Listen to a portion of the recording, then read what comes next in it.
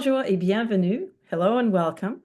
My name is Una Fitzgerald. I'm president of the International Law Association of Canada, ILA Canada, and senior fellow with the Human Rights Research and Education Centre at the University of Ottawa. I have the pleasure of moderating this interview with the Honourable Louise Arbour. In keeping with Indigenous protocols and building respectful relationships between Indigenous and non-Indigenous peoples of Canada, let me begin by acknowledging the traditional territories of the Indigenous peoples.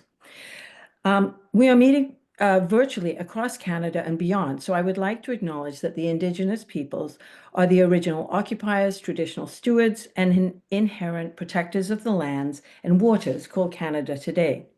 Nous sommes reconnaissants de vivre, d'apprendre de cette terre et d'en profiter. Et nous nous engageons à la décolonisation dans nos vies personnelles, nos entreprises, nos organisations, nos écoles et dans nos communautés. Les engagements que nous prenons dans cette reconnaissance de terre doivent être activement poursuivis et s'accompagnent de la conviction que la décolonisation commence par la réconciliation avec tous les peuples autochtones, y compris les Premières Nations, les Inuits et les Métis.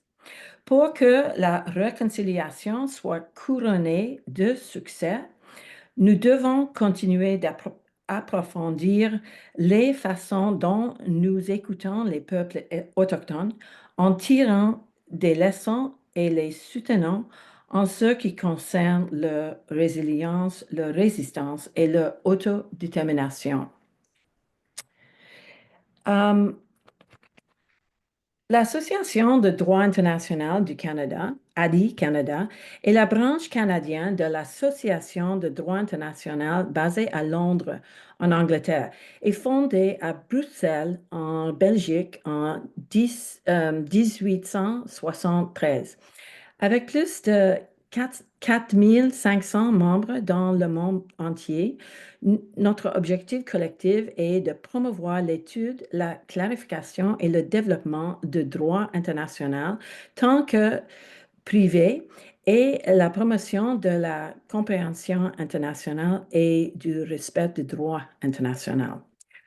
Nos membres sont mondiaux et diversifiés et nos membres fournissent une gamme complète de services de droit international aux acteurs étatiques et non étatiques qui façonnent notre contexte socio-économique, environnemental et politique actuel. Comprised of legal scholars, legal practitioners, students, and policymakers, the ILA Global Network and its regional and national branches contribute to the work of ILA research committees on important topics of international law. They also hold biennial conferences. The last one was in Athens, Greece last year, and the next one is next year in Vienna, Austria. The ILA organizes panels and workshops on a wide range of international law topics, such as this one on international law practice. I invite you to visit our website and join ILA Canada. Membership is free for students as part of our effort to renew and replenish this valuable global network of international lawyers. So a little bit of logistics today. I would invite you to put your questions in the Zoom Q&A function. Please feel free to pose questions in English or French. Vous êtes invité à poser vos questions dans la fonction de questions et réponses Zoom. N'hésitez pas à poser des questions en anglais ou en français. So I would like to introduce two of my wonderful guests today. First, I'll introduce the Honourable Barry Leon, who is going to make a commentary at the end of this, and then I'll introduce the Honourable Louise Arbour. So beginning with Larry, with Barry.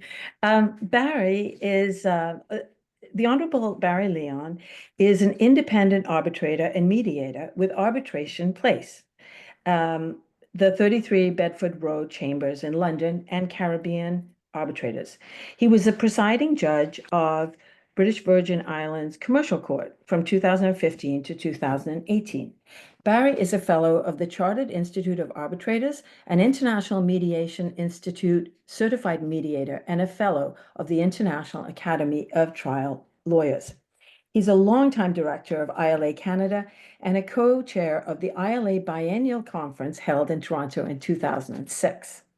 Among his numerous other professional activities, he is a past chair of the Arbitration Committee of ICC Canada, co-chair of the Institute for Transnational Arbitration's Caribbean Task Force, and a vice chair of the Caribbean branch of the Chartered Institute of Arbitrators. Barry was a partner with and head of the International Arbitration Group at Purley Robinson, Hill and McDougall in Ottawa, and he was a litigation and dispute resolution partner with Tories in Toronto for many years as its practice coordinator.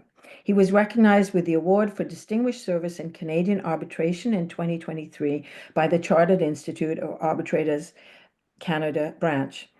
And he's been shortlisted for a Global Arbitration Review for its award for the Best Prepared Arbitrator and is a recipient of the Award for Outstanding Contribution to Diversity in ADR and the CPR International Institute for Conflict Prevention and Resolution.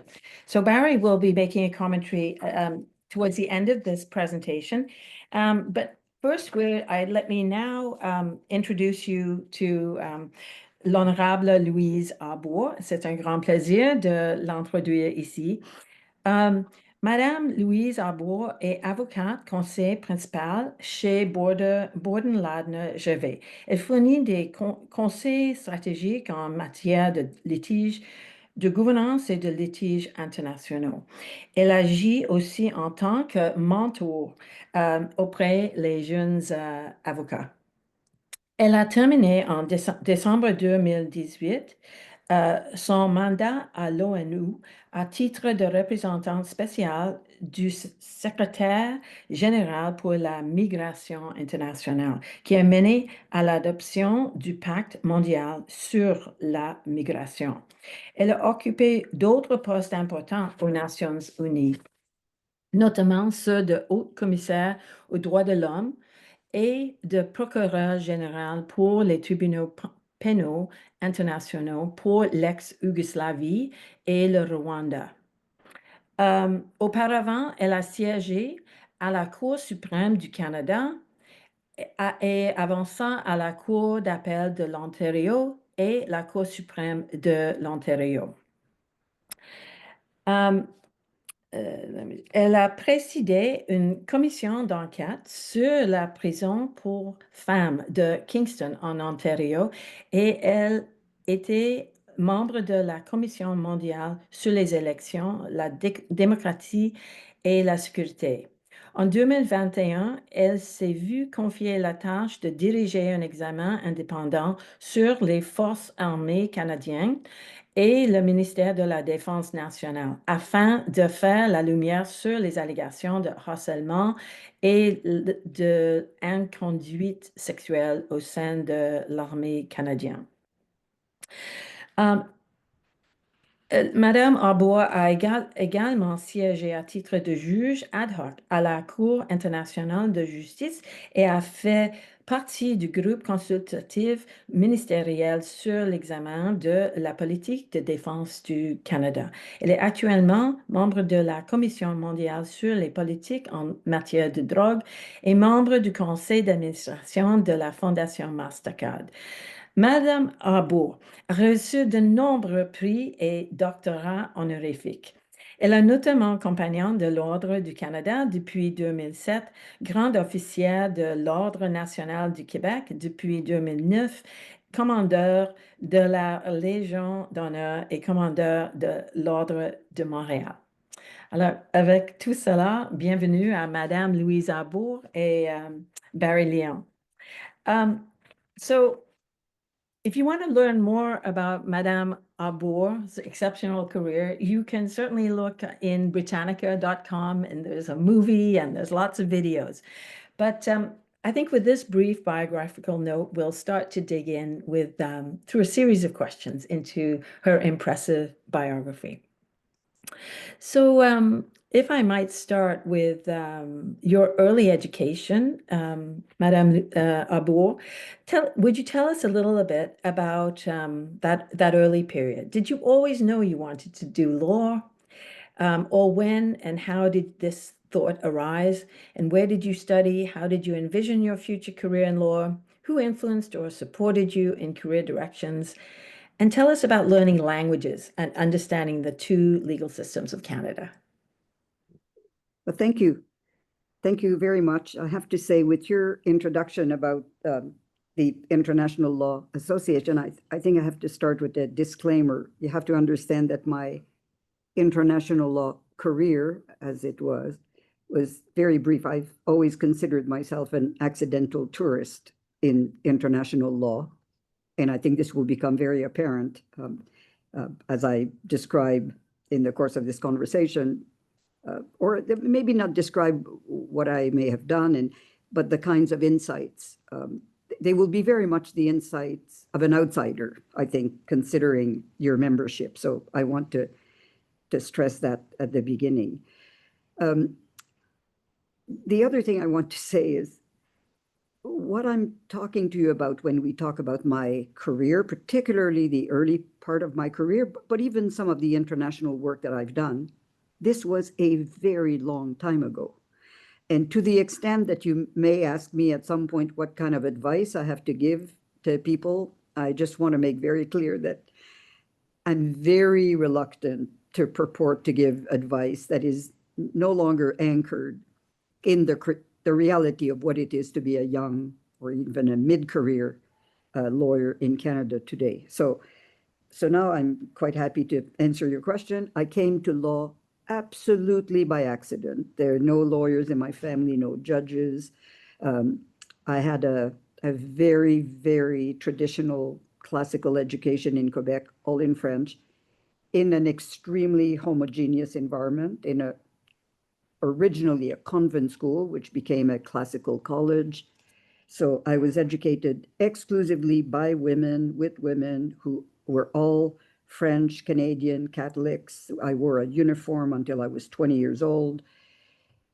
So when I went to law school, essentially by default. I mean, the options were, I think one of my classmates or two went to medical school.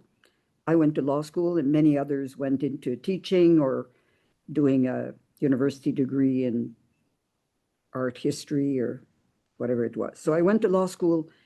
I applied to only one law school.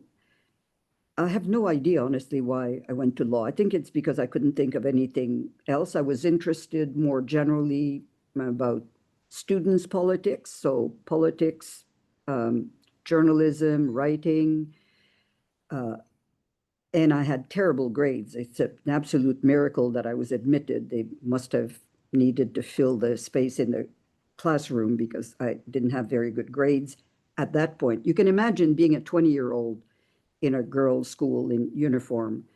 My interest in academic subjects such as Latin and Greek had faded considerably over the years. So when I went to law school, it was actually very intimidating because there were all these guys who came, we thought, from these great colleges that had great reputation. And then when the marks came out at Christmas time, I thought, well, if that's the competition, I'm in. I did very well. I absolutely loved it. Law had everything that appealed to me, which is the right mix of complexity, sort of intellectual complexity, but not too much, just enough to what I could deal with. And then moral grounding, kind of public policy issues. It was just perfect. So, but I went to law with absolutely no idea of what it was to be a lawyer, no idea of what I wanted to do with a law degree. But yeah, I found my calling, it seems. Voila. And then French and English, well, that's another story. So I did a lot of Greek and Latin, but very little English in school. And certainly towards the end of my BA and my early years of law school, I certainly, as a matter of I stress principle, English was not something that was of any interest to me. You know, the rhetoric of nationalism at the time. And then when I went to law school, I was in absolute shock when I went to buy my first set of case books that were all home produced, basically. And I opened the first one, and all the cases were in English. They were Privy Council and Supreme Court of Canada cases. We're talking now before the Official Languages Act, so Supreme Court of Canada decisions were not translated. I remember I went back in the lineup and I told them, sorry, you gave me the wrong one. I need the French stuff. And they said, well, honey, this is it. This was, and just to give you a flavor of the time, there was a kind of black market of summaries of these complex House of Lords or Supreme Court of Canada decision, like a one-pager in French, that were sold at enormous price by third-year law students to these idiots showing up in first year, petrified at having to deal with that kind of material. So that's my law school story. That's wonderful. It's so different from what I thought I would hear, but that was wonderful. And I totally take your point about how things change over time. So everything has to be taken with a bit of a grain of salt as we proceed. Let's talk a little bit about your academic career, because you were a professor at Osgoode Hall Law School for a while. And I was wondering, were you also practicing civil and criminal law at the time? And how did that academic career transition to a judicial position at the Ontario Court of Appeal? Well, as I said at the outset, I was an accidental tourist in international law. I've been actually an accidental tourist in just about everything I've done. When I look back on it, didn't seem that way at the time. So I went to law school pretty well by default accident. Then I clerked at the Supreme Court of Canada, and as was the practice at the time, the deans of the various law schools in Canada came to, there were only 9 of us, there was only 1 clerk per judge, and they came to recruit. I didn't have a master's degree. I had never, ever contemplated an academic career. In fact, I sort of vaguely thought that I would come back to Montreal and I would have liked to practice in criminal defense. But then Harry Arthurs, who was the dean of Osgoode, came, and anyway, make a long story short, I found myself teaching at Osgoode in English. By then, I thought my English had improved considerably, which was only true to some extent, but not totally. And I really liked it. In fact, I've liked everything I've done. I don't think I've ever had a job that I didn't like. So I taught at Osgoode for 12 years. Fortunately for me, I taught evidence in criminal law and criminal procedure, and by pure serendipity, in my last semester at the law school, the dean was short a teacher for civil procedure, and I volunteered just out of the sheer kindness of my heart to bail out the dean. I volunteered to teach civil procedure, and at the end of that semester, I was appointed to the trial bench, to the High Court. I had never, not only had never practiced neither civil nor criminal law, I'd never been to court. Well, actually, I'd appeared once in the Ontario Court of Appeal as an intervener on behalf of the Canadian Civil Liberties Association. That was the total extent of my practical experience. But having taught civil procedure was actually very handy when and you have to appreciate, I have a civil law degree. And I found myself on the High Court of Justice with, and again, I say that with immense gratitude, with very, very wonderful colleagues who were very helpful to me. I think some of them were very skeptical, but I should stress that even though I had never practiced, the late Peter Hogg, who was my colleague at Osgoode, had been asked, as soon as the charter came into effect, Peter had been asked to put together a series of kind of lectures for judges on the charter, this kind of new legal framework. And he asked me to teach, to give a whole series of seminars and courses to judges actually across the country through the National Judicial Institute on criminal procedure. And as it turns out, that in the early days was the bread and butter of charter litigation. That was the first wave of charter cases. So I spent lots of summer time teaching. So I knew a lot of judges through that program, not through the practice of law. And that might have had something to do with the fact that they sort of knew me a little bit, not as counsel, but in fact, I think certainly meaning it in a very flattering way. They introduced me to others. Well, she's an academic, but not a bad one. You know, she's a kind of practical one, which Well, I they think probably, academics would not like to be described that way, but having entered that environment was meant to be. yeah, no, that sounds good because they were likely struggling a little bit with the charter as it was so new. And the fact that you'd done all this work thinking about how to teach it was probably extremely helpful Yeah. to make But you that know, transition, when give we you the look back confidence. on it, I think, well, there are lots of aspects of the charter that I think are truly wonderful, such as, you know, the limitation clause, section 1 being very express, but one of, I think, a brilliant, maybe not deliberate issue was the moratorium on equality rights. So for the first 3 years, section 15 was not in effect. So it allowed judges to kind of flex their judicial muscles in an area in which the common law was already inviting judicial protection for rights. So the whole spectrum of criminal procedure, in fact, was an environment in which I think judges were more comfortable than they would have been had they been confronted from day one with ideas that were much, much more foreign to them, such as discrimination and the kinds of remedies that would be available in that field. So in the end, I think it's part of the many aspects of, I think, of our constitutional order that works well and developed very well from the beginning. Mhm. You also worked at the Law Reform Commission of Canada. How did that shape your view of the Canadian justice system and of the legislative development of the law? Yeah, so in fact, I worked at the Law Reform Commission briefly between clerking at the Supreme Court and starting to teach at Osgood.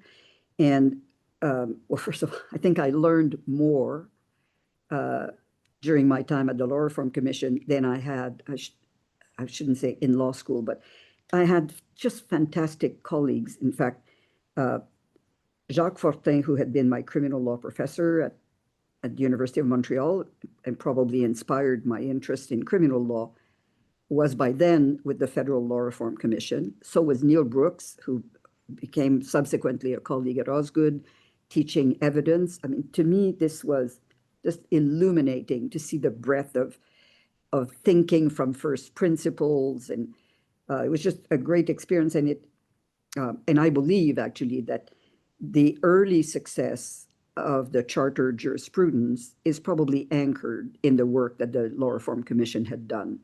I think without the benefit of that kind of really comprehensive review of criminal procedure, substantive criminal law, and particularly in the field of evidence, I think the Supreme Court would have struggled with charter issues in the early years. And to this day, today in particular, I'm a strong advocate of the need for exactly the same kind of law reform commission. I think our criminal law is very messy. It needs a kind of rethinking and procedurally, and I think a lot of court delays are due to the mess in which the system has developed through judicial decisions that are difficult to implement. Anyway, that's another story. It's criminal. That's not your main interest, but I've remained a great believer in these kinds of exercises. And in fact, maybe I'll come back to that later about international issues. No, it's interesting. And I have to say that Jacques Botin, he was my supervisor for my master's, and I did it on the guilty plea and summary justice. And it was just a wonderful experience to work on those issues. He was a wonderful guy. So you also headed that commission of inquiry into the events at the prison for women in Kingston in 1995 and delivered a scathing report that drew everybody's attention to the condition and treatment of female prisoners. How did this experience of looking into prison conditions affect your view of the criminal justice system? And how have things changed in the decades since that report, do you think? Well, not enough is the answer, but And I was not the first one. I think the call for the closure of P4W, as it was called, the prison for women, the only federal penitentiary for women in Canada at the time, the call for closure had come virtually as soon as the prison was built.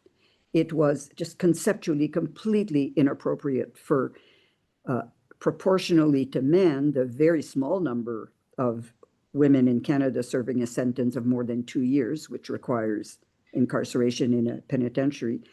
And because there were so few, I mean, to give you a sense, I don't know what it's at today, but then, so this was 1996, they were approximately, I think, about 15,000 men in the federal penitentiary system and about 350 women.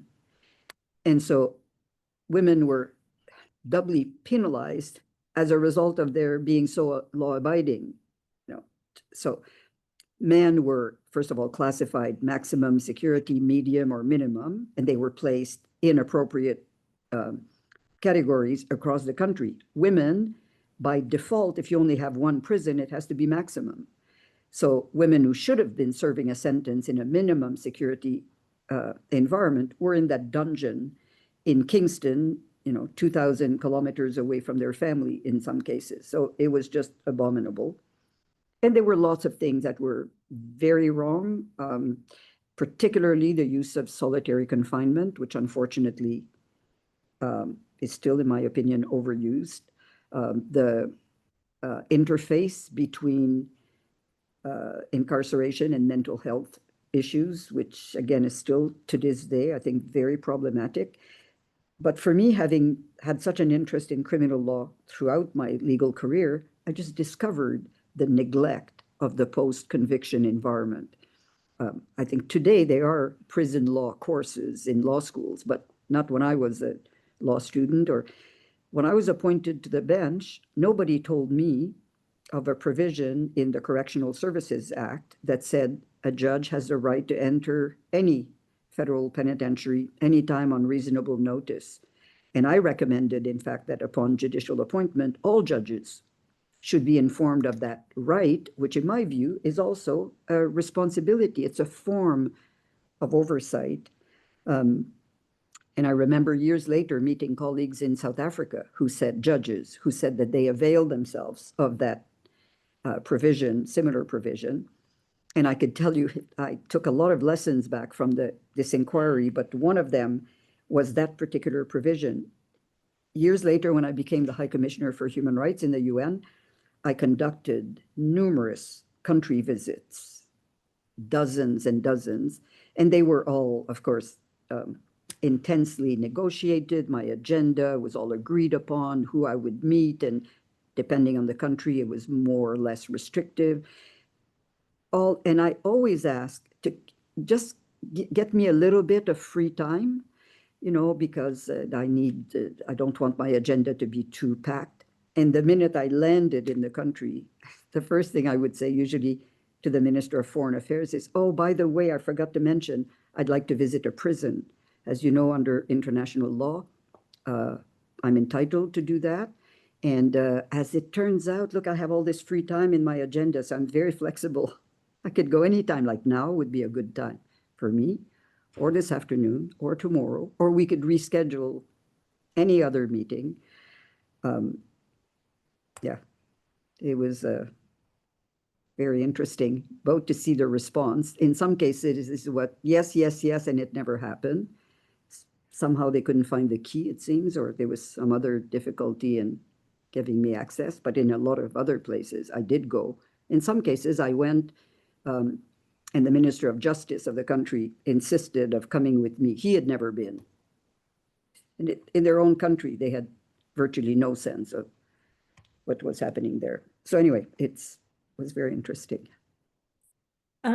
Si on continue avec votre carrière judiciaire, il y a peu de gens qui entrent dans la magistrature et la quittent avant la fin de leur carrière juridique.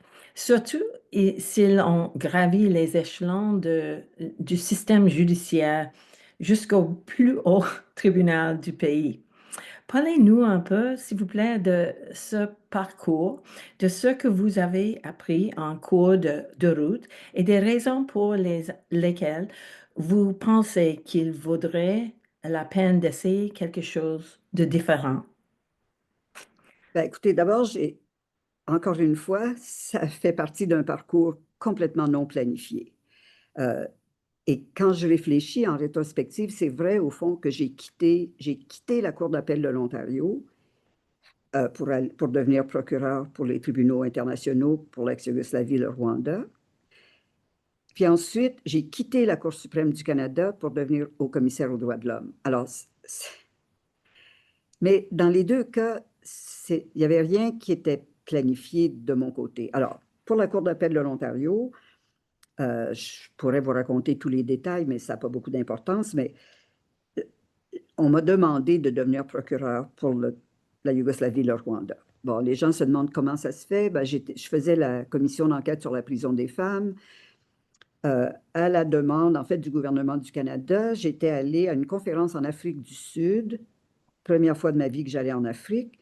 Et là, j'ai rencontré beaucoup de juristes sud-africains, dont Richard Goldstone, qui est devenu, lui, le premier procureur pour l'ex-Yougoslavie.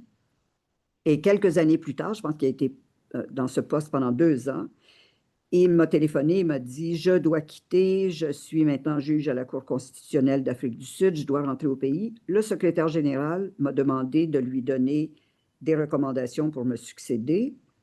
Et entre-temps, il avait été nommé aussi procureur pour le Rwanda, qui est un pays francophone.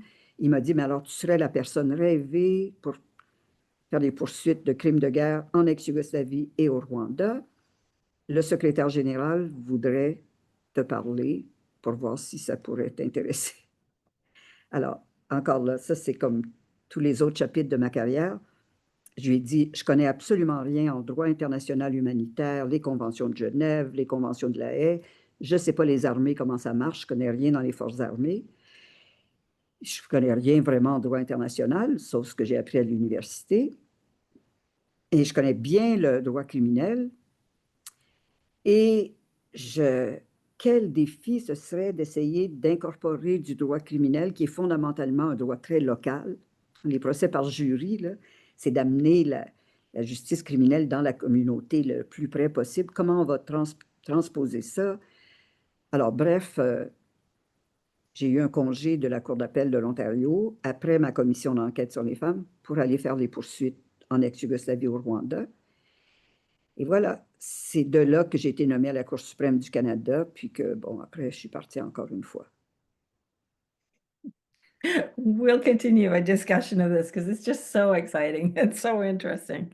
So I can see how you were attracted to the chief prosecutor of war crimes position, because it was an exciting time starting to think about, well, actually to think about something that had been thought about after the Second World War, right? Which was trials for war criminals.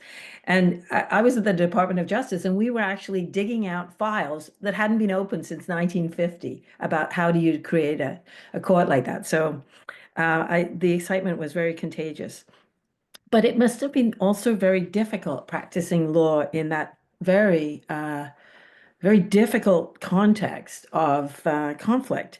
So, what were the political pressures that you faced in the role of prosecutor? Um, yeah, tell us about that.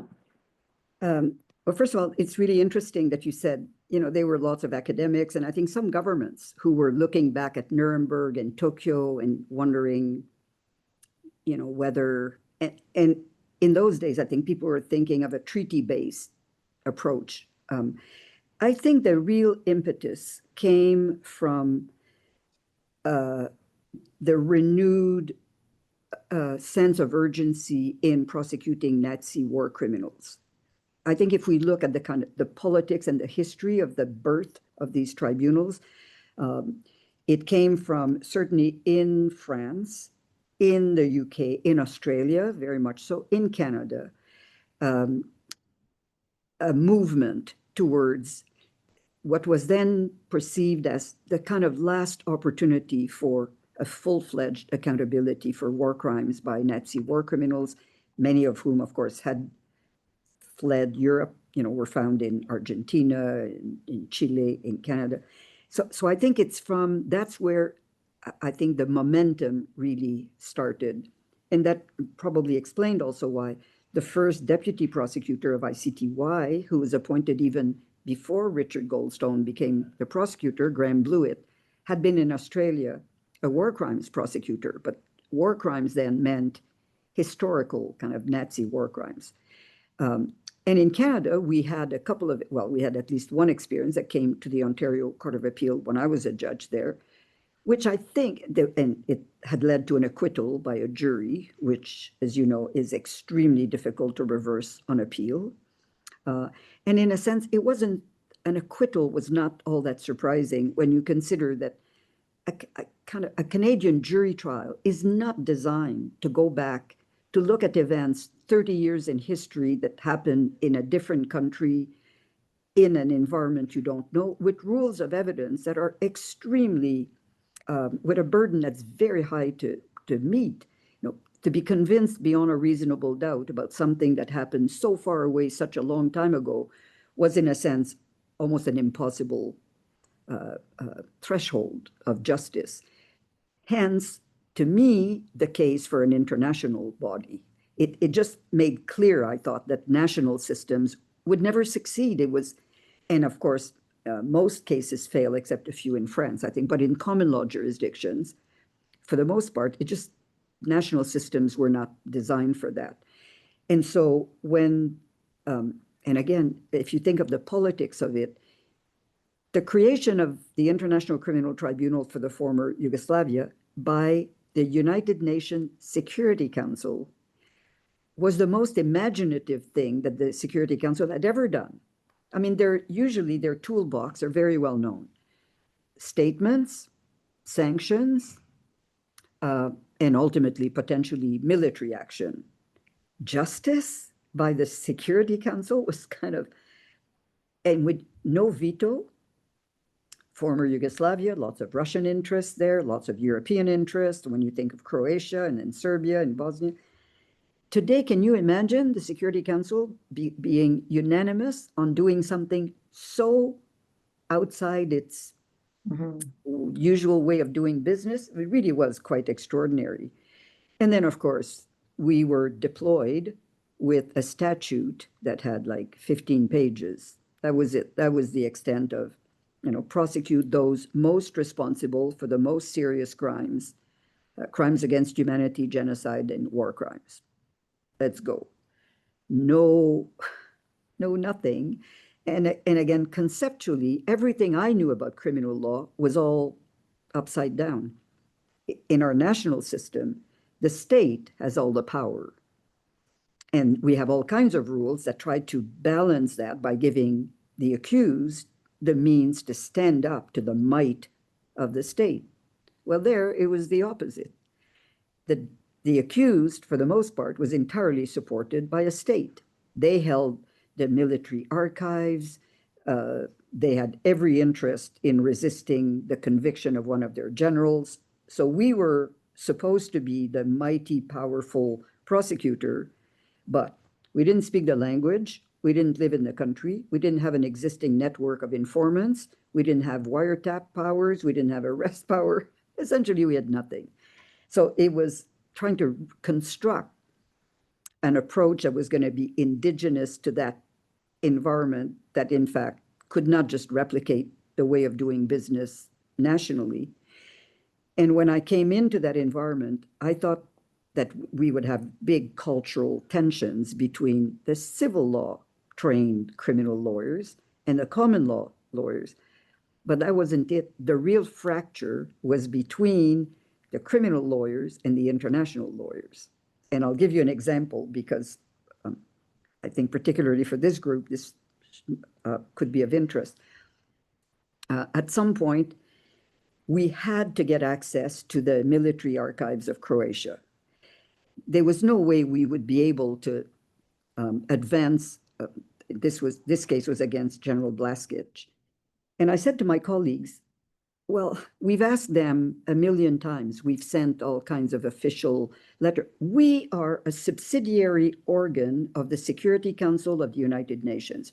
We have coercive powers. All states are required by Security Council resolution to cooperate.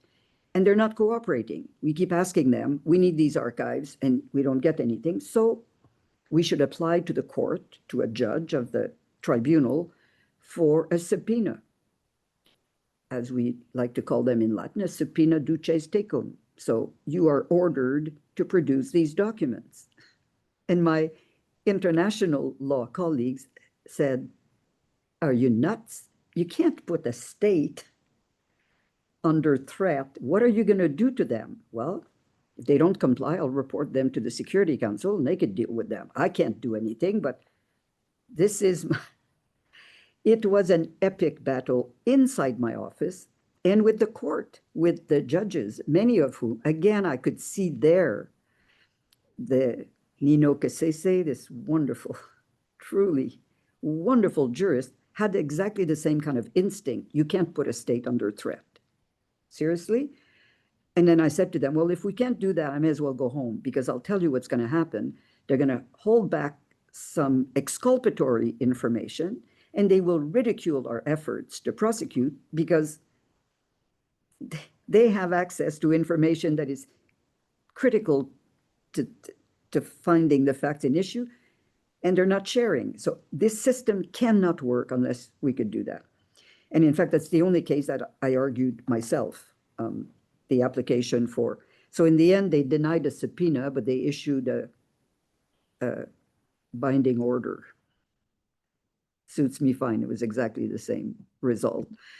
But so it's very interesting to see the tensions between criminal law, which is very rules-based and very suspicious of state power, and international law, which I think is very, I don't want to say accommodating to state, but much more deferential to state authority. So anyway, these were wonderful days of experiment, and all that anchored in an intensely political environment, and very operational. You know, we had to make decisions with no law. You know, I've given the example many times that on a typical day, and this would happen regularly, the investigators would come to my office and say, can we have your authorization?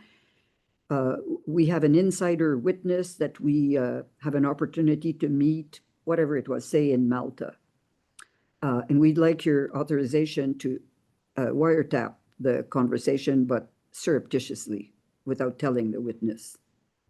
Well, in Canada, it's not such a good idea. What do we know about the law of Malta? Nothing.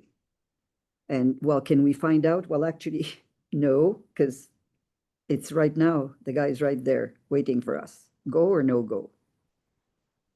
This, and the next meeting was, what's going to be our position on the mens rea of genocide? Should it be a full subjective intent or a mix? That was it.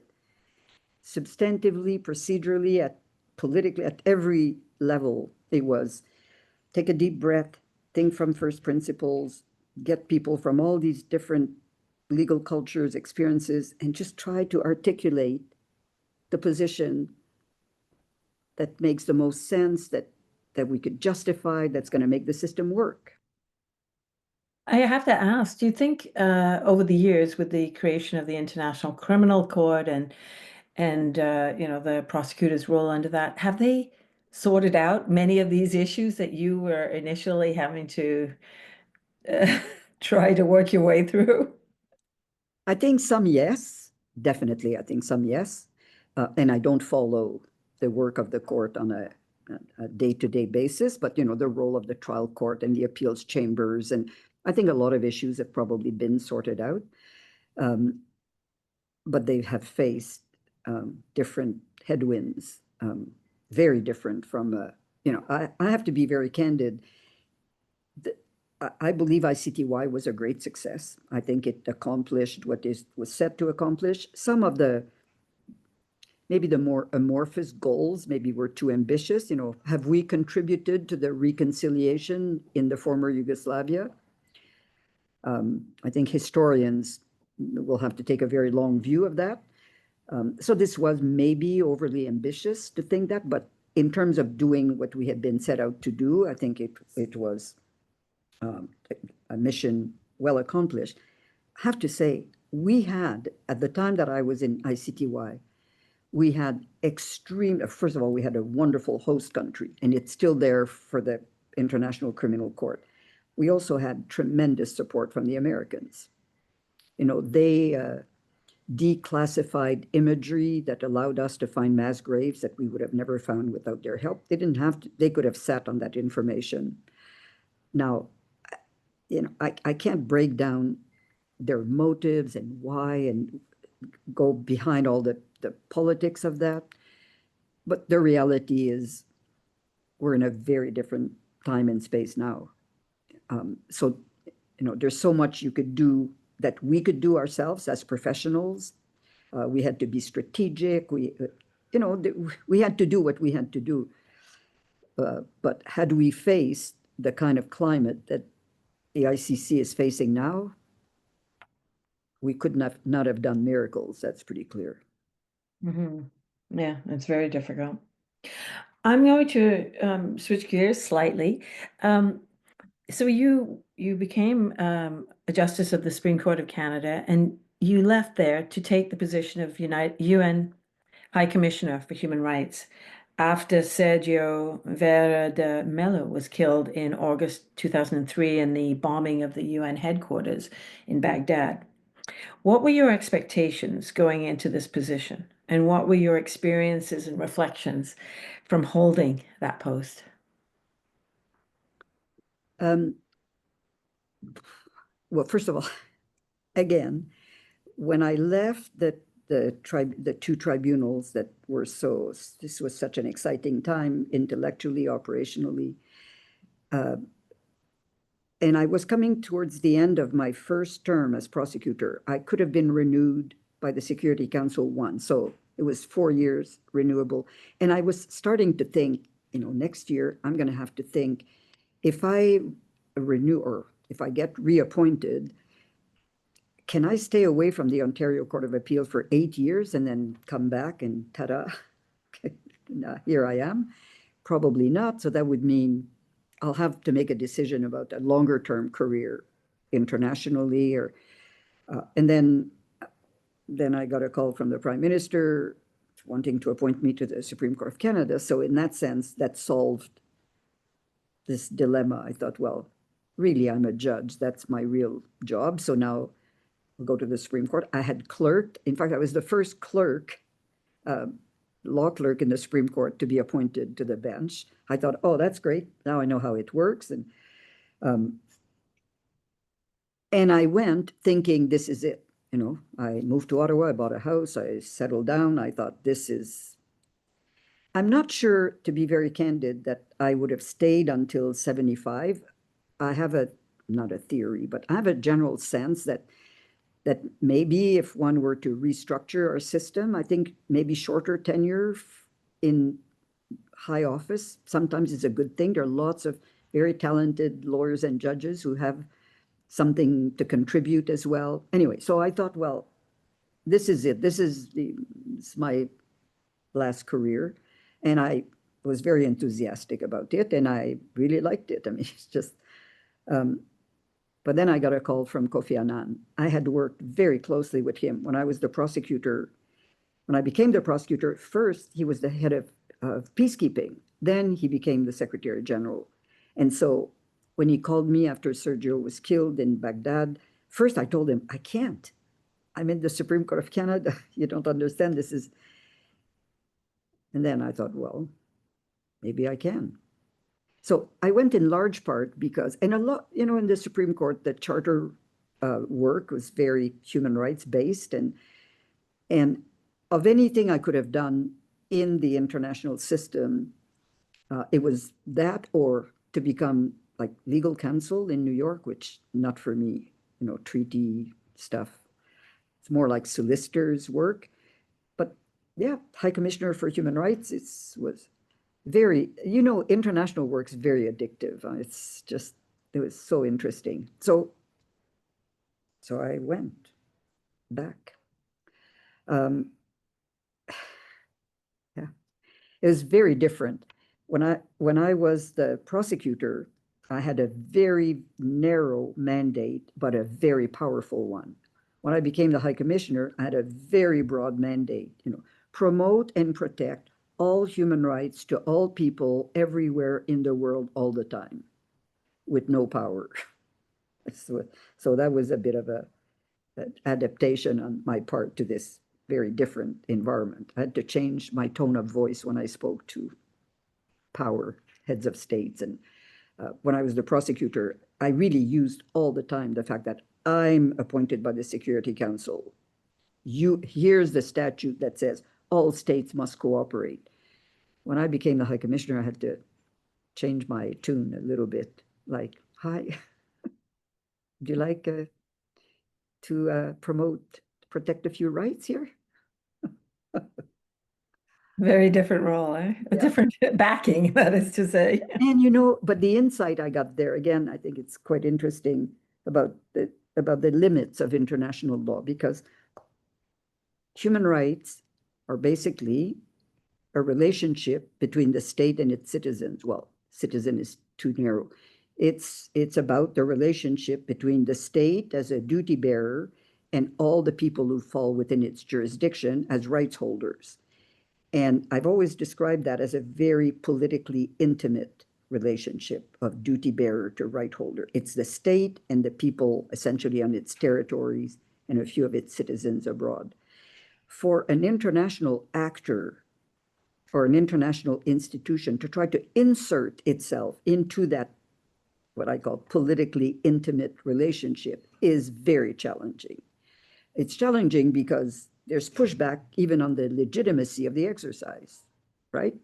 The principle of non-interference in the national affairs of states is a founding principle of the United Nations. So who are you, the High Commissioner, to arrive with your supposed universal norms that are culturally inappropriate to us, was what I constantly heard. So you have to ask yourself, again, from first principles, we've never resolved that tension. In the same way that in international criminal justice, we've never resolved the tension between peace and justice. We've talked about it at length and we've debated it, but if in order to get a peace deal in negotiations, whether it's in Ukraine or anywhere else, if in the context of peace talks, you have to grant immunity for war crimes, well, is sacrificing any kind of accountability and justice a fair price for peace? I think there's a lot of people who would argue, no, it's not, because this peace is not going to be viable. So there's some fault lines, I think, in international criminal justice that have never been really resolved. And the same fault lines, I think, not the same, but there are some fault lines in international human rights law, such as the difficulty. Well, there's two. There's the difficulty in entering that space between the state and the citizen. And the other thing is that the institutional framework is held by duty bearers, which in and of itself is, is kind of in that relationship between duty bearers and right holders. The Human Rights Council is a body of states. Well, there you go. It has its own obvious limitations, and that's what it is. So these challenges that you've identified, they haven't deterred you, I don't think, because you're currently president of and chief executive officer of the International Crisis Group, a nonprofit organization devoted to the resolution of conflicts around the world. So, yeah, how do you deal with those issues? Sorry, I'm not currently. No. I did ICG. No, I'm currently at BLG. So I was, after I left being the High Commissioner for Human Rights, I joined International Crisis Group. I had been on the board for several years, and then I became the president and CEO based in Brussels. This is a wonderful organization. I think its work is really quite well known in working in conflict conflict prevention, conflict resolution through very differently from the Center for Humanitarian Dialogue that's based in Geneva, that is more engaged in track to peace negotiations and so on. Crisis Group does essentially political analysis of conflict towards the ultimate goal of the prevention of armed conflict. Now, you might say it's not all that successful if you look at the state of the world today, but the sophistication, I think, of the work is very, very based on expertise on the ground. So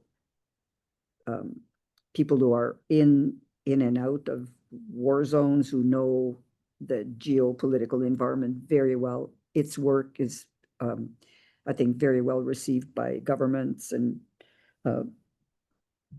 for me, the difficulty was, this was my first foray into another accidental tourist, into work that didn't work to legal standards. It worked to academic and journalistic standards.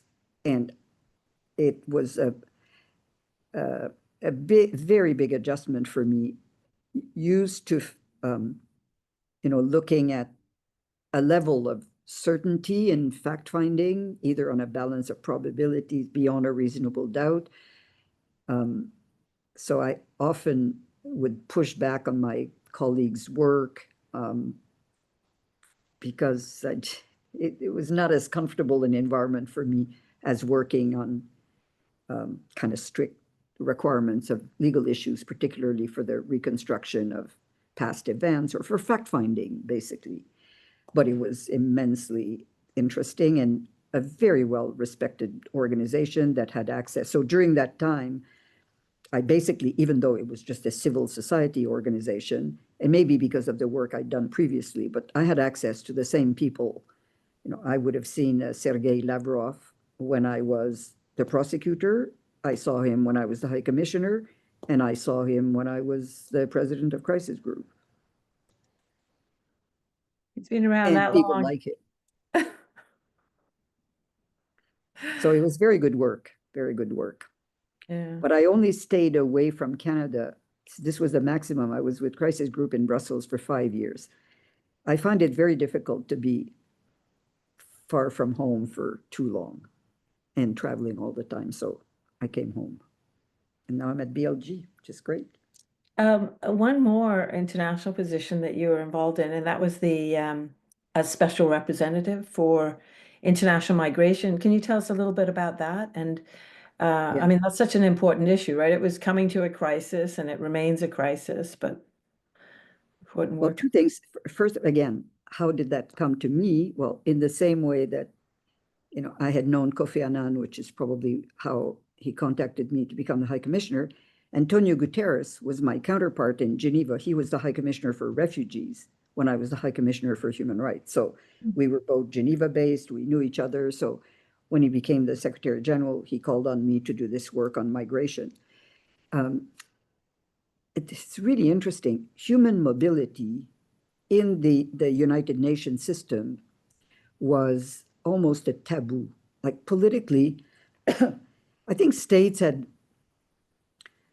much more appetite to talk about the mobility of goods, international trade, even though now let's not go there, the mobility of capital, but the mobility of people, the conventional wisdom was there's nothing to talk about. This is at the heart of state sovereignty. Every state has the right to determine who comes in and out of its territory, end of conversation.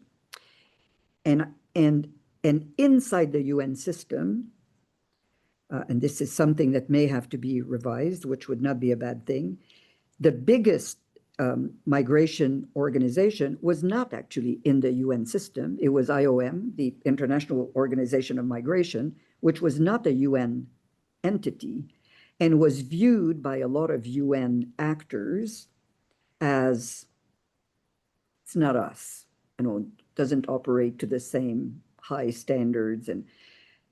But I think particularly when Europe started feeling a lot of pressure on its borders, it started more of a conversation. The work on migration in the UN was every UN agency, fund, and program had a little bit of it. So UNICEF had, someone who was worried about migrant children, and then the World Health Organization had concerns about pandemics and border crossing and health issues related to human mobility. UNHCR obviously was the biggest one, but its mandate was refugees and to some extent internally displaced person, OCHA, humanitarian affairs, UN, everybody in the UN. In fact, when we put everybody together, there were like 13 agencies who came to the first coordination meeting to find out what the UN kind of secretariat and programs had to say about migration. By the time we finished this exercise, IOM became an agency inside the box. So this was already, I think, an important development.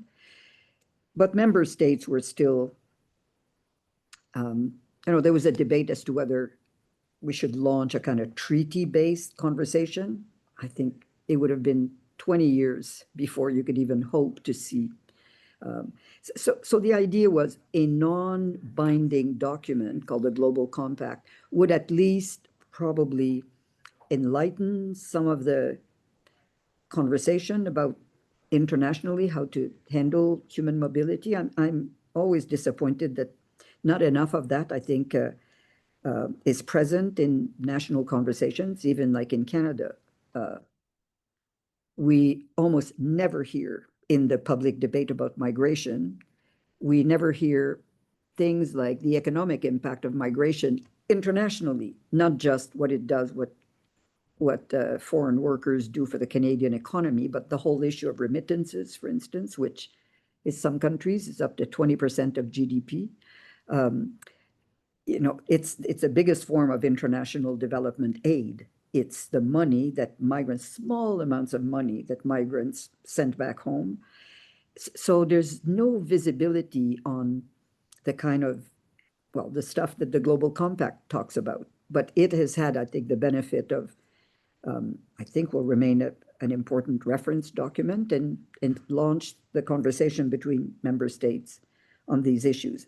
Then I remember the Secretary General always said that he saw the three big issues of his tenure to be climate, human mobility, and technology. And I think he's very right. These are the kind of defining issues that now I think we have an overarching one, which is the rule of law and the international legal order being confronted with, I think, a challenge that is more explicit today than it has been in the past few decades. But generally speaking, I think it's still really a critical issue.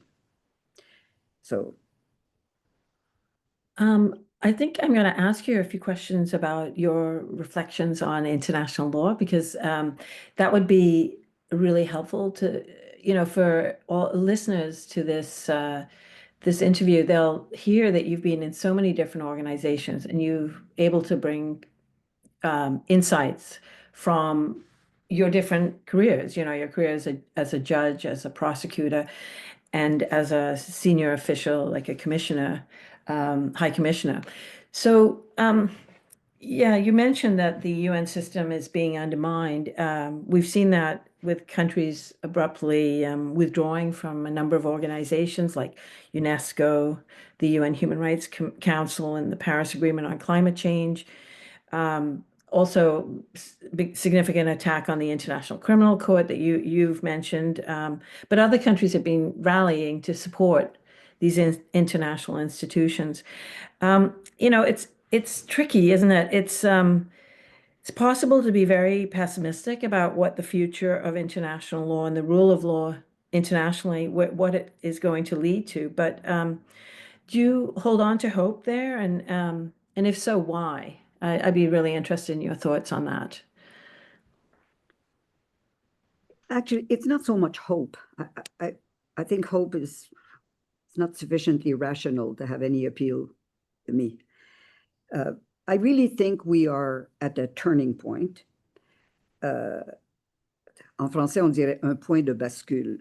I think we're sort of, I don't know within what time frame, and I have no idea what's going to come of it. But I think the kind of business as usual model has now been challenged from so many different angles that it's probably not sustainable. The question is, how will kind of global governance rearrange itself? And I'm not suggesting that the United Nations itself will disappear.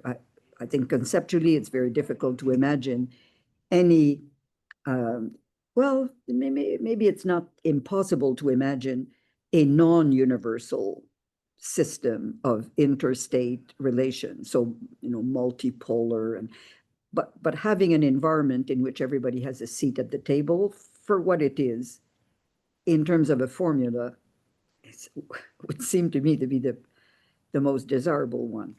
But is it in its current conceptualization? If you had asked me that maybe a year ago, I would have said that the growth of the importance of civil society actors, this was when I was still, when I thought that everything I believed in was on a kind of linear, permanent, progressive growth, and human rights and equality and prosperity, peace, security, it was all incrementally getting better. I don't think that's the case anymore. But when I thought that, I thought, for instance, that there would at some point be some UN reform. The reform of the Security Council, in a sense, we've gone around circles on whether there should be more vetoes or the fewer vetoes and bigger council. And but I thought, like, for instance, I thought then that it would not be unthinkable that we, the peoples, the opening words of the Charter, would be represented in addition to being represented on a state basis, that they could be, for instance, above the General Assembly, a kind of Senate, where the peoples of the world would be represented by in different configurations. So a kind of civil society, but whose presence would be more formalized. What would it look like? I'm not too sure, but now I'm very skeptical that this kind of reform, which is very inclusive and so on, is feasible or would even be contemplated in the current environment. I think we are now entering power plays that will yield a result that may not be the one I want, that may not be particularly rational, but it will yield something that I think will be somewhat different than the environment we're in now.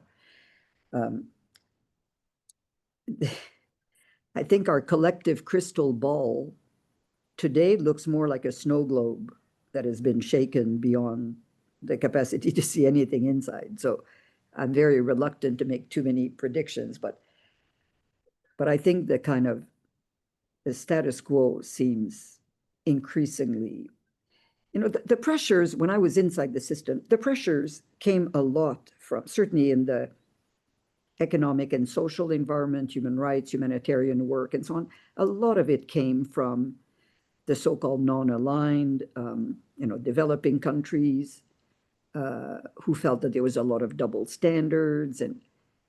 And so that was one thing that had to be dealt with. Now, I think the pressures come equally. These have not disappeared. And then you have this equal pushback against international institutions from, well, the United States, and to some extent on the migration file from Europe. The Europeans, who had been the great champion of telling others what to do when it was hard for them to do that, that is, gender equality and LGBT rights and so on.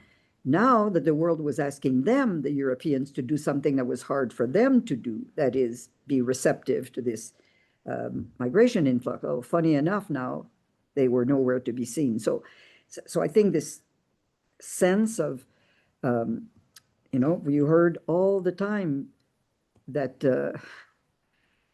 Western countries are so lucky. Aren't they lucky? Because their values always coincide with their interests. Isn't that just good luck? So all the language about values and ideals and so on was becoming tired and quite eroded. But now that we have on top of it this headwind coming from those who up to now were, if not the champions, at least they're not delinquents in operating in that rules-based environment. It's very challenging. The desire to turn to international law doesn't leave me, though. I still believe that international law can help us, but it reminds me of the Joni Mitchell song, "You don't know what you've got till it's gone." Yeah, you know, I think, for instance, of all the organs of the United Nations, there's 4. The International Court of Justice, I think, has been underexploited. You know, again, if more states in bilateral or multilateral, but not universal, like geographic environments, had entered into more agreements to settle their disputes before the court, you know, it seems that we is the most underdeveloped organ. I don't mean underdeveloped, you know, it's a very sophisticated, underutilized organ. Security Council, General Assembly, Secretary General, and the court. This hasn't been enough championing a bigger role for the court. Maybe that is an opportunity now, although the US don't seem to be big fans of judicial power, so maybe that's not such a good idea. I don't know. I'm going to start asking some questions about sort of advice to young people. Alors, je commence avec des conseils pour les jeunes avocats et étudiants en droit.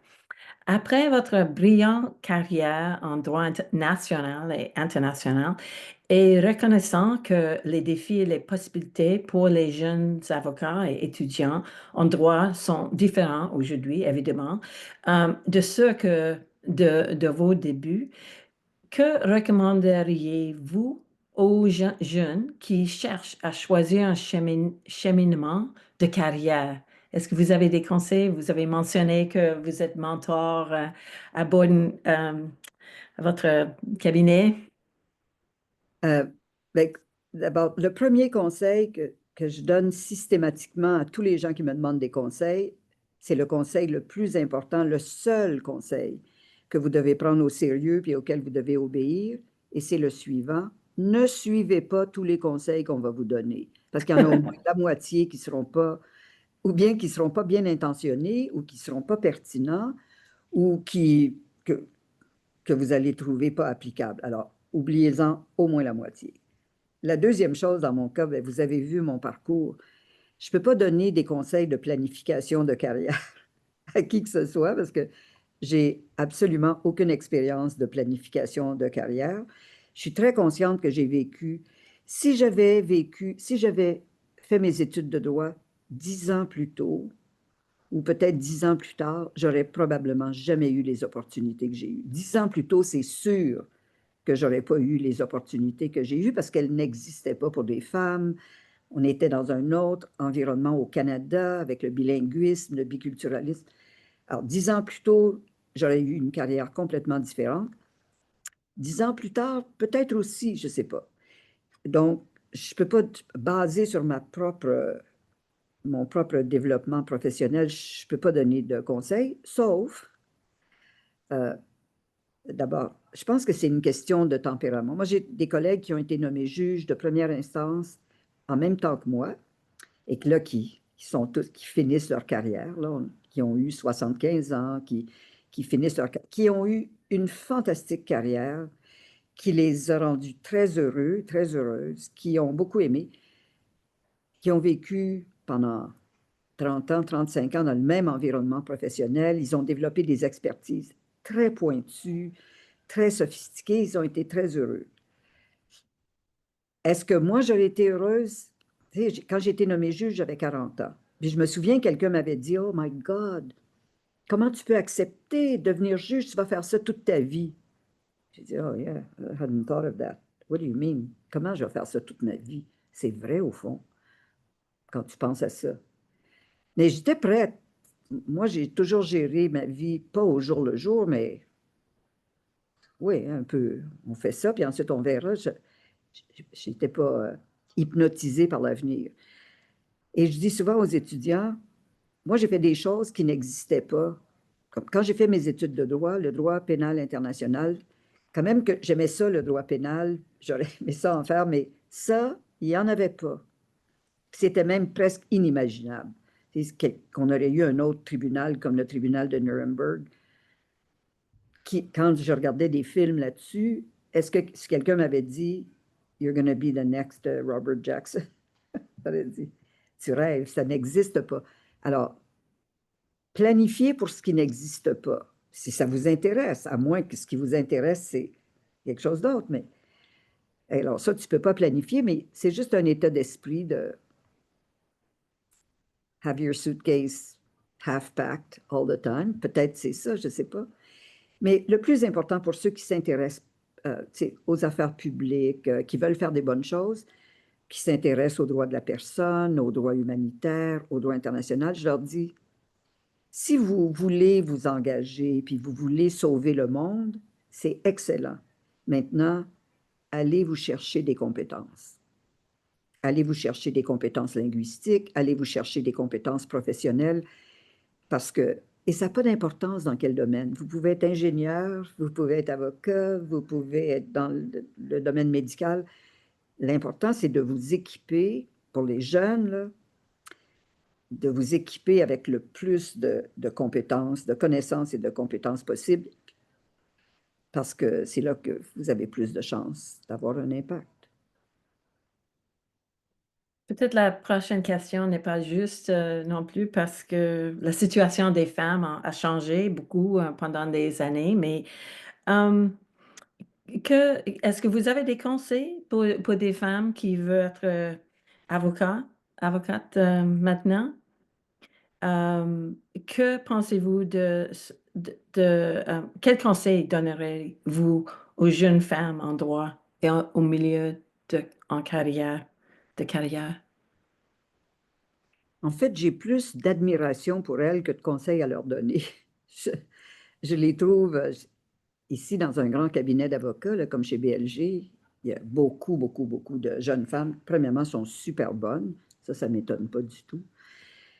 Euh, mais moi, j'ai eu 3 enfants, puis je me souviens très bien quand je travaillais beaucoup, j'entendais encore ma mère qui me disait, je ne sais pas comment tu fais pour avec les enfants, puis travailler comme tu travailles. Puis, moi, ça ne me semblait pas extraordinaire. Mais aujourd'hui, je les regarde, ces jeunes femmes-là, puis je me dis, je ne sais pas comment elles font. Elles ont des enfants, puis travaillent. Moi, j'ai l'impression qu'elles travaillent encore plus que moi, j'ai travaillé. Alors, j'ai beaucoup d'admiration pour elles. Je pense que, en tout cas, il y a encore des très, très gros défis pour les femmes, entre autres pour travailler au niveau international. Il y a beaucoup des défis qui ont été relevés, là, dans le monde de la diplomatie, par exemple. C'était presque impensable là, d'avoir une famille puis d'être une femme dans un poste d'ambassadeur. Bon, maintenant, c'est possible. Il y a beaucoup d'accommodations à faire, mais des couples professionnels, il y en a beaucoup qui réussissent.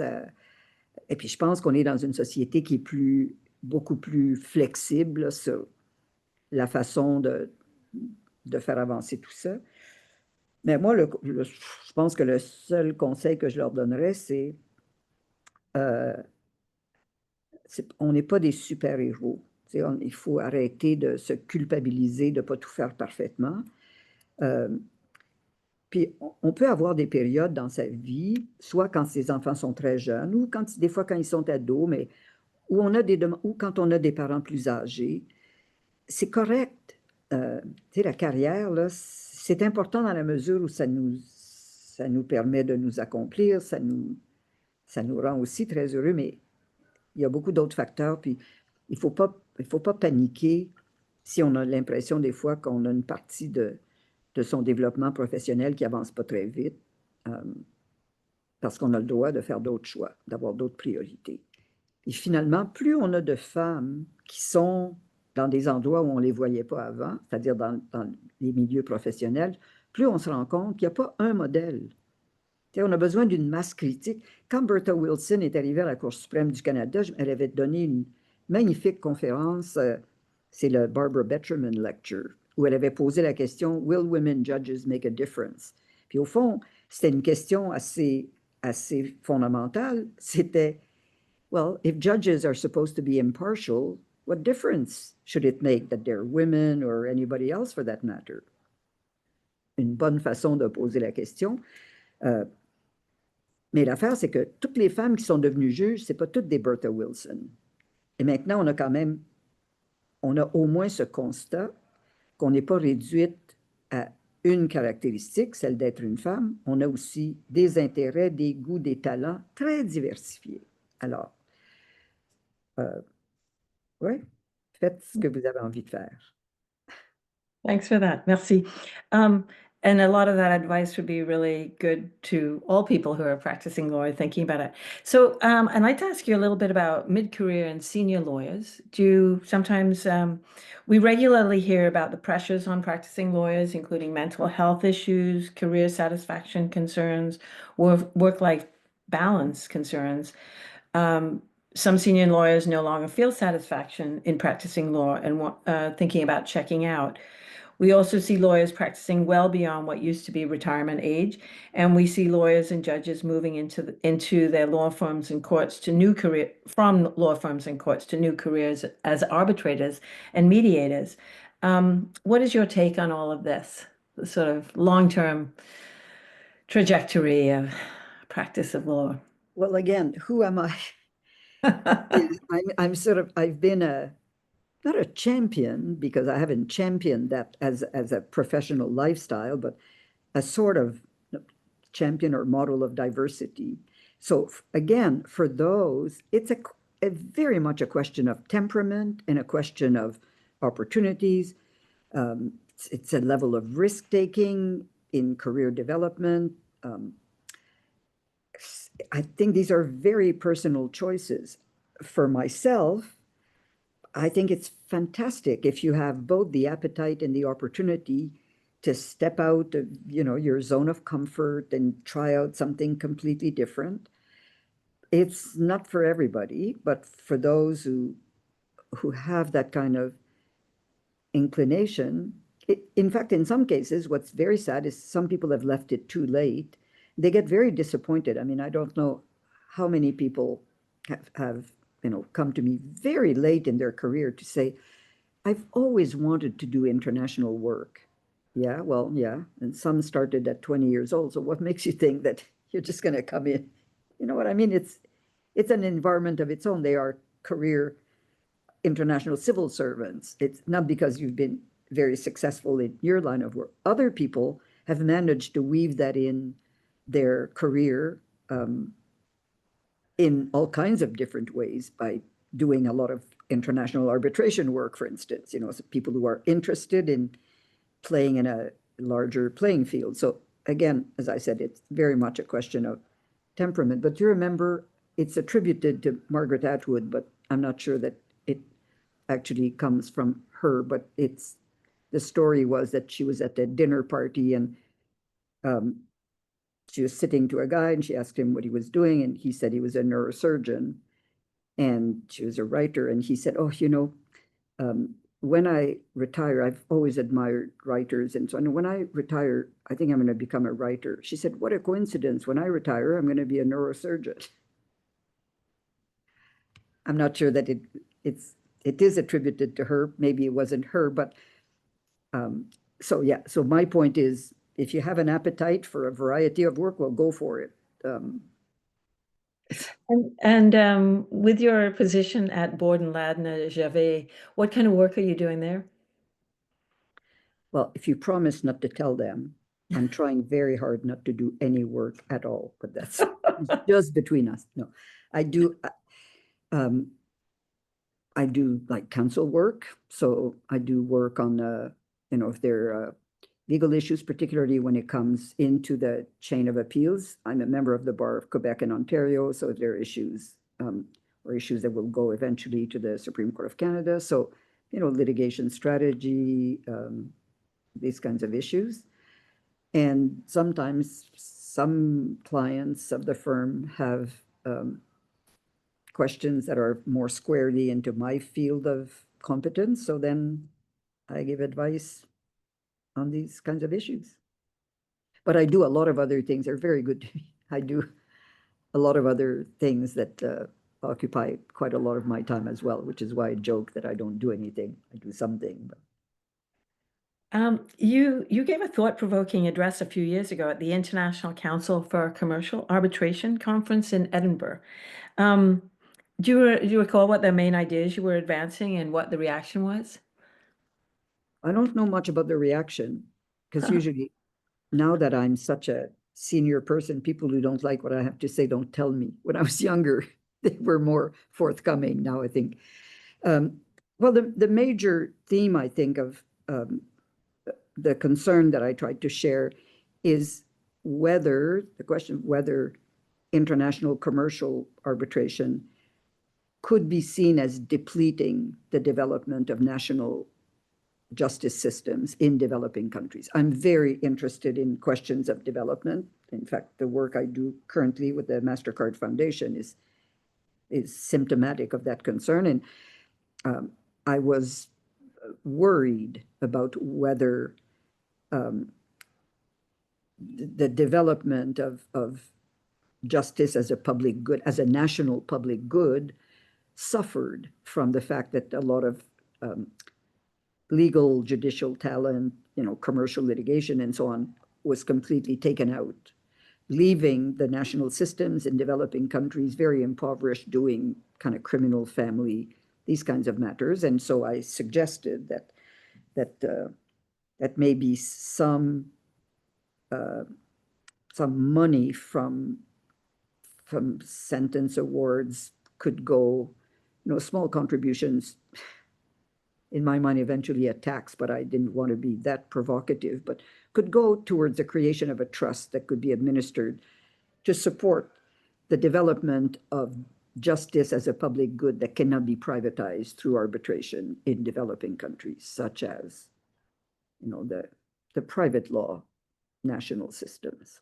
That was essentially there's no question. I mean, the benefits of arbitration, both in national environments, I've spoken about that also recently, and internationally, is well documented. I mean, all its benefits are, the parties like it, it's very efficient, but then one has to ask, well, is there a downside? Is there a cost? Is there, and maybe there is. There are other potential issues as to whether state actors that are bound by some constitutional requirements could essentially shelter themselves from the scrutiny of their national courts by choosing another method of dispute resolution. I just raised the question. Interesting. I'm just checking the questions in the chat, and I have one from Josephine, who's asking en anglais, what skills have been critical to your career and which skills are you still working on? Which is a great question. And I loved what you said at the beginning when you were talking about, that law had kind of the right amount of intellectual complexity and interest for you, the morality of it and the intellectual challenge of it. But maybe there's something in there. I don't know. I mean, I could be very flippant and say, well, the skill that has been the most helpful to me, which was quite painful to acquire, was learning English. So that would be very flippant, but maybe it echoes also what I said, get some skills, a lot of skills. And certainly for me, coming from where I was coming from, this was an important one. I think in terms, because people often talk about styles of leadership, and again, as to whether women have different styles of leadership.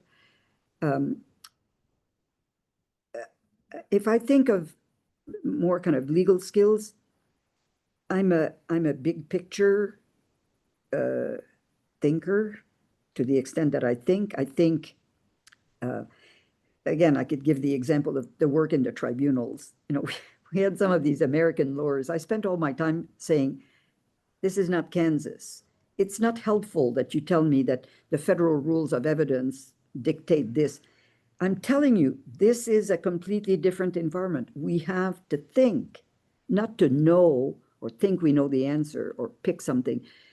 how should it work and how should we advocate? So I think in everything I do, I'm interested in making sure of that, the kind of pillars of the argument, the intellectual foundations have to be strong and comfortable and logical, and then building for that. So I think because I came to all these very different environments, I've never been a master of detail. I think that's fair to say. So again, I think it's more a question of general inclination, but yeah. But I think it's important not to get caught up in the kind of the intricacies of details, but always to be very comfortable with the intellectual, moral foundations of the work. Isn't that really problem-solving skills? Yeah, but problem solving could also be just at the tactical level. Right. It could be the world's not a Rubik cube. It's something a little more complex, not complex in that sense. It just not just a set of mechanical solutions or rules or cleverness. It's something else also. Many The kind moral of what's dimensions. right. Is this right? It may work. Is that what we want? These are, I think, important questions. Great, that's wonderful. The other question I have in the chat, I think we've already answered, which was about your work at BLG. So at this point, I'm going to invite people from the audience to submit more questions to the Q&A. And there may be a moment at the end where we can answer them. But I'd like to turn now to the Honourable Barry Leon to make some comments about this, the interview and the interesting information that we've heard from Louise Arbour. Well, I would start by saying, wow, that was quite a wonderful conversation. Louise and Una, I feel a bit like these people who comment following on television following when something happens, and they've got this instant analysis of everything that was said, not necessarily bearing any resemblance to what actually happened, but sounds good in the summary. What we heard, it goes without saying, was so much about Louise's amazing career, which at least some of us have followed for a long time, and Louise's litany of accomplishments for herself, for Canada, as a Canadian on the world stage, playing an important role. And we haven't had a huge number, but she would be part of the small cadre of Canadians who've really made a difference on the world stage. And hearing all of this in I guess it was about 90 minutes of one concise package, really brings it home. And it's timely because of, as Louise, you either said or hinted at several points, particularly on the rule of law aspect, which has become so much more important in the recent months.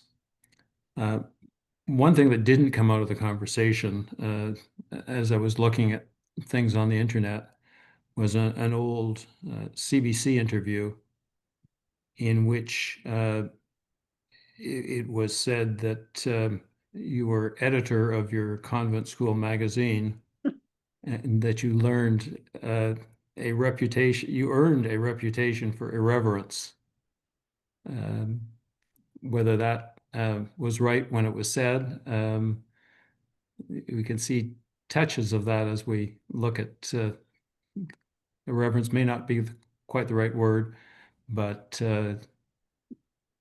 challenging convention.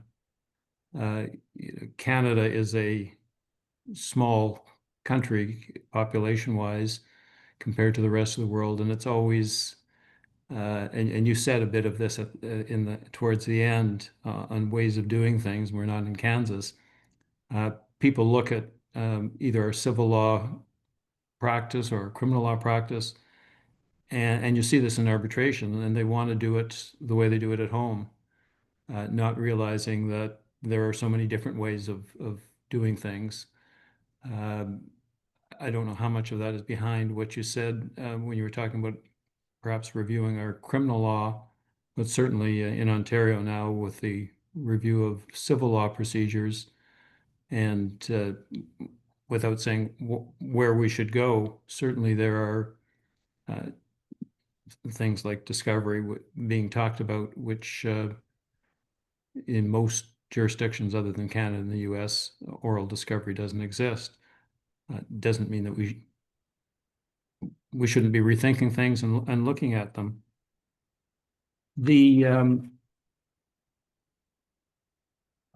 And you had said of yourself, well,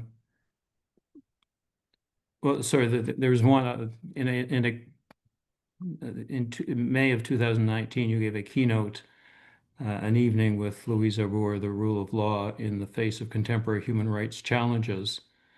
And it seemed something you said then is even more relevant now. I think we can and we should reflect on where we stand on our reliance on the rule of law, which in my view has been and continues to be the most useful organizing principle. And both in the domestic scene and certainly on the international scene, that seems to have taken on heightened importance. You talked about being an outsider, an accidental tourist. Two things I thought came through strongly. One, you said at one point that you liked everything you've done. And at this stage of your career, to be able to look back on so many things and to be able to say that, and to contrast it with something that Una asked about people who have career dissatisfaction, whether it's in their early years or their mid years. I think it's an important lesson that we can all take away from this. And you were talking about this towards the end of the discussion, that if you there's so much that can be done with a legal career, a legal training, and the opportunities are there. You said it's not really necessarily for everyone, and it's not. But on the other hand, there are so many opportunities, which your career demonstrates. And I think that's for both the younger lawyers, the mid-career lawyers, something that people should keep in mind and be open to, that it's not a linear track. I remember when I started practicing at Torrey's, and I sort of assumed that I would be there doing the same job until I retired, and then I would retire at age whatever it was that they pushed out of a law firm. But obviously that's not the case, and it's inspiring to see you taking on new challenges continually, and keeping your suitcase partly packed all the time for the next opportunity. So those are some of the bigger picture takeaways from this discussion and from your career. I don't know if I've got any of it right or whether others agree, whether you agree.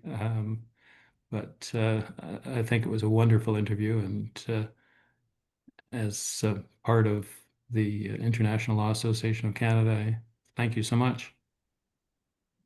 Thank you. You got it right, Barry. I'm not surprised. I think there are a couple of points there that were really worth repeating. The idea that a legal career is something that can be very flexible. I mean, we heard it all through this conversation today. Barry's reinforcing it. I mean, I would reinforce it too, from my own experience, that it's a foundation. Maybe it's an organizing principle upon which you build, build your life in an interesting way. And also, I love that idea of the rule of law as an organizing principle, which is kind of like, when everything else is gone, you can just hold on to that organizing principle and think, okay, well, how do we reconstruct it now? At least it's something. We have a starting point, rule of law, which is a great concept. Now, I see that there are a couple of questions that have come in the chat since this began. So let me just put them to you, Louise, if you don't mind. First of all, from Emile, it was very interesting to learn about your experience as a prosecutor. How do you approach uncertainty and navigating situations where the risk stakes are high and the answers unclear?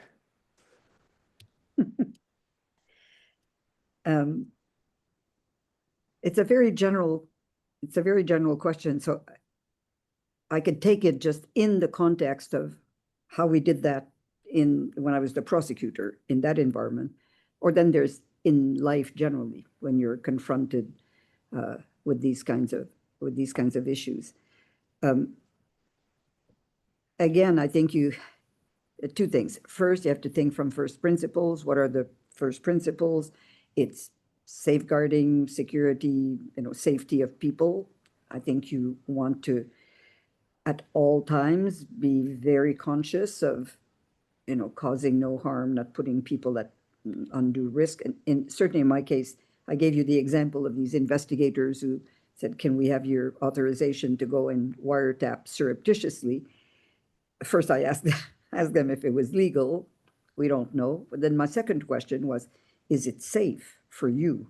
Like, is this person, what if this person, if you're searched and they find out you have listening equipment, or is that going to put you at risk? I'm not prepared to authorize anything that carries that kind. So when I say, thinking for first principle and managing risk, I think it's, I think in position of seniority or leadership, that's what you do virtually at all levels, in whether you're leading an organization or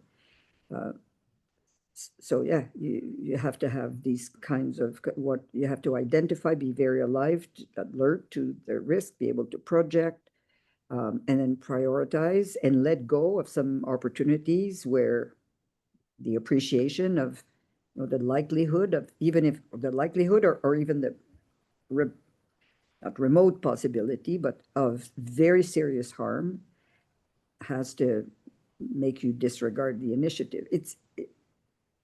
So I wasn't sure if it meant really as the prosecutor, but if it does, I could give you another example. And I've written a long time ago, I think I wrote an article on that. The question was, when we were prosecuting, particularly in the former Yugoslavia, when I arrived, my predecessor had already indicted about 75 people. We had big pancartes, we had these posters with, in some cases, even their photo, but their name and so on. And the information we had is they were still all on the territory of the former Yugoslavia, protected by their own government. NATO had originally 60,000 troops there, I think. Very, very reluctant to perform an arrest, to arrest them. So the question became, if we had opportunities to arrest these people by means that would not be legal in our own domestic system, just because of the impossibility to do it otherwise. We don't have our own police force there. So, for example, by deceit, which we did. So we tricked someone into stepping out of its territory, and then we got him arrested. So the question was, the legal question, should the legality of the arrest bar the prosecution? What position are we going to take? We know that in the common law system, in some jurisdiction, the illegality of the arrest is not pertinent, is not relevant to the authority of the prosecution to move forward. In other jurisdictions, it's fatal. If the arrest was illegal, the person has to be released and you can't. So the question was, what position should we take? Well, first of all, there are all the physical risks. Are we talking about transporting someone across international borders in the trunk of a car? Or are we talking about reputational risk for the tribunal, that if we're seen to be party to very brutal measures, is that? So again, in order to find your path forward to these kinds of questions where you have no guidance, there's no jurisprudence, nobody's going to tell you what to do. I think you have to prioritize again these questions of safety, and then the rule of law, the legality. What position are we comfortable advocating? Success at all cost. If we don't get these people arrested, it's the end of the tribunal as it was conceived. Maybe it'll become trials in absentia. That's just another formula altogether. These are professional dilemmas that we face, not always in a life-threatening situation in our profession, but in advising clients, in putting forward some propositions. You could win the argument, win that battle, but lose the war, or cause great reputational damage or personal hurt and damage to people. I was going to say that's why we're so well paid and treated in society. It's because we're often confronted with having to weigh a lot of very difficult issues. I go back to this profession has the right balance of intellectual complexity and moral callings. Louise, I have one more question that I think was stimulated by your discussion of the High Commissioner for Human Rights. The anonymous attendee is asking, I'd be interested to hear more about how Louise Arbour shifted between the different environments she had worked in and the different communication styles required in her roles, including to hear a bit more about her experience as High Commissioner for Human Rights and whether certain earlier experiences led her to realize that she had to approach human rights issues more delicately and diplomatically in that role. She also mentioned the broad mandate and the little power she had in that role, and I'd be interested to hear more about how she dealt with this reality. Well, again, I think in the human rights work, the promotion and protection of human rights, there's room for a lot of different players, and some of them have to be extremely non-diplomatic. The kind of Human Rights Watch naming and shaming militancy role is critical. It's very critical also in a lot of national environments. And I always did everything I could to support these local actors, civil society actors that are militant. It's one aspect. When you are a UN official in the role that I had, I think you have to be strategic. So the question is, what are my best chances of persuading? And there's a lot of naming and shaming. The Human Rights Council, the so-called rogue states and country mandates, special rapporteurs on countries, it backfires very quickly. Calls again of double standards. It's very unjust. It's not always, on the other hand, constant, very quiet diplomacy may obscure the exercise to such an extent that it'll become irrelevant. If it looks like you're doing nothing because you're always whispering into heads of states' ears, and you're not seen to be standing for the people who need a megaphone to advance their issues. So I think in my case, I think in some circumstances, particularly in private, at very high level meetings, private, not in the public, I felt that I could afford to be a lot more blunt and direct and express concerns in very strong terms. Again, it's a question of tactics and strategy. And the other thing I should say is the Office of the High Commissioner has desk officers. You know, I didn't know the entire world when I got to that job. I didn't know a lot of international work, and what I knew was, you know, based in Rwanda, and the work I did in Rwanda brought me to a lot to Kenya, to neighboring countries, but that's, and then I knew the former Yugoslavia. In my High Commissioner's work, I had to rely a lot on my colleagues to give me a sense of, again, what are the cultural sensitivities that would dictate a certain type of approach, sometimes much more forceful, and other times much more discreet. And to me, the question is, you know, what is really achievable? You know, it's better sometimes to have maintained cordial relationships, cordial at best, with a very bad regime, but when the time comes to be able to save a life by essentially calling in almost a favor to stop an execution, that's not a bad day's work. Have you changed the entire political regime in the country and open up human rights issues for minority groups? Maybe not. Was that feasible in any event? I don't think so. Anyway, it's, again, very conceptual. And I think the better informed you are with colleagues who have, that's something I should have said from the beginning.